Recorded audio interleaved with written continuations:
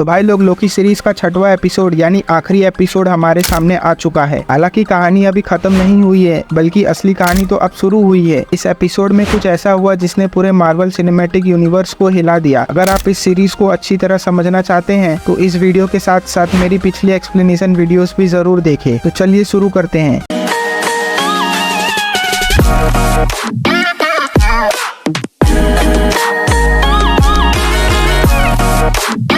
पिछले एपिसोड में हमने देखा था कि लोकी और सिल्वी वॉइड में पहुंच गए थे, जहां उनका सामना अलॉयथ नाम के एक प्राणी से हुआ जो कि उस महल की रक्षा कर रहा था जिसमें TVA का रियल क्रिएटर मौजूद है। फिर लोकी और सिल्वी ने अपनी शक्तियां एक करके अलॉयथ को काबू कर लिया और उसे अपने रास्ते से हटा दिया। और इस एपिसोड में वो दोनों उस महल तक पहुंच जाते हैं और उनके वहां पहुंचते ही उस महल का दरवाजा अपने आप खुल जाता है। वो एक बहुत ही पुराना और अजीबोगरीब महल था जिसमें कोई नहीं रहता था सिवाय एक के। लोकी और सिल्वी के अंदर आते ही उनके सामने आती है मिस मिनट्स, जो कि TVA की आर्टिफिशियल इंटेलिजेंस प्रोग्राम थी और वो TVA की असली मालिक की बातें सब तक पहुंचाती थी। मिस मिनट्स उन दोनों को बताती है कि TVA का असली क्रिएटर है ही हू रिमेन्स, जो कि सब जानता है और वो कुछ भी कर सकता है। मिस मिनट्स लोकी और सिल्वी को बोलती है कि ही हू रिमेन्स अभी और इसी वक्त उन दोनों की सभी खुशियाँ पूरी कर सकता है, पर वो दोनों उस ऑफर को ठुकरा के खुद उससे मिलने का फैसला करते हैं। एक कैंग का वेरिएंट था जिसने TVA और टाइम कीपर्स को बनाया था और कैंग एक टाइम ट्रेवल करने वाला विलन था, पर MCU में कैंग के ही एक वर्जन को ही हू रिमेन्स का नाम दिया गया है। यहाँ कैंग को देखते ही कि वो तो बस एक इंसान है जिसे मारना आसान होगा, लेकिन जब वो उसे मारने की कोशिश करते हैं तो कैंग अपने एक स्पेशल टेम्पर्ड की मदद से उनके हर मार से बच जाता है। फिर वो लोकी और सिल्वी को अपने साथ अपने ऑफिस में लेकर जाता है। लोकी और सिल्वी को लग रहा था कि उन्होंने TVA के क्रिएटर को ढूंढ लिया है और अब वो उसे मार के सब कुछ ठीक कर देंगे, पर कैंग को मारने की उनकी हर कोशिश बेकार हो जाती है। और तब कैंग उन्हें बताता है कि वो दोनों उसी के बदौलत यहाँ तक पहुँचे हैं और आगे भी जो कुछ होगा वो सब उसी की मर्जी से होगा। ये सुनकर लोकी और सिल्वी उससे पूछते हैं कि फिर उसने उन्हें यहाँ क्यों बुलाया। तब कैंग उन्हें अपनी पूरी कहानी बताता है। सदियों पहले एक 31st सेंचुरी में कैंग पृथ्वी पर रहता था। वो एक साइंटिस्ट था और उसने ये पता लगा लिया था कि उसका ये ब्रह्मांड इकलौता नहीं है, बल्कि ऐसे अनगिनत ब्रह्मांड है यानी मल्टीवर्स। और ये बात दूसरी यूनिवर्स के कैंग को भी पता चल गई थी और क्योंकि वो सब साइंटिस्ट थे इसलिए उन्होंने एक यूनिवर्स से दूसरे यूनिवर्स में जाने का तरीका ढूंढ लिया था। फिर कई अलग अलग कैंग एक दूसरे से मिले, उन्होंने अपनी नॉलेज और टेक्नोलॉजी शेयर की और काफी तरक्की की। लेकिन बाद में कैंग के कुछ वेरिएंट्स ने जंग की शुरुआत कर दी। वो एक दूसरे के यूनिवर्स में कब्जा करना चाहते थे। इसकी वजह से भयानक मल्टीवर्सल वॉर शुरू हुआ। पर इस सब के बीच कैंग के सबसे पहले वेरिएंट ने एक ऐसी जीव का पता लगाया जो कि किसी भी चीज को खत्म कर सकता था और वो जीव था अलॉयथ, जिसे कैंग ने अपने काबू में कर लिया और उसकी मदद से उसने दूसरी सभी टाइमलाइन और सभी कैंग को खत्म कर दिया और आखिर में सिर्फ एक टाइमलाइन यानी सेक्रेट टाइमलाइन रखी और सिर्फ एक कैंग बचा। फिर उसने TVA को बनाया जो कि दूसरी टाइमलाइन को बनाने से रोक रही थी और कैंग सबका भविष्य लिख रहा था, यानी वो सेक्रेट टाइमलाइन को आगे बढ़ा रहा था।